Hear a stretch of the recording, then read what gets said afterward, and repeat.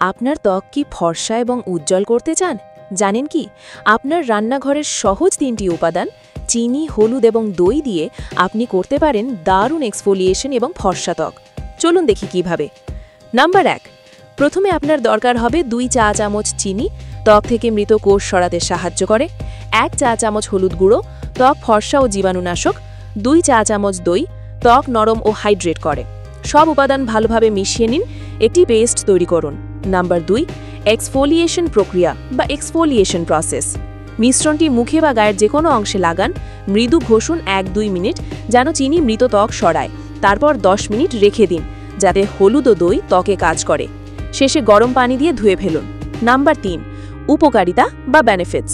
চিনি ত্বককে মসৃণ ও উজ্জ্বল করে, হলুদ ফ্লাশ এবং দাগ কমাতে সাহায্য করে, দই ত্বক নরম ও হাইড্রেট রাখে। নাম্বার 4, ব্যবহারের নিয়ম বা হাউ টু ইউজ।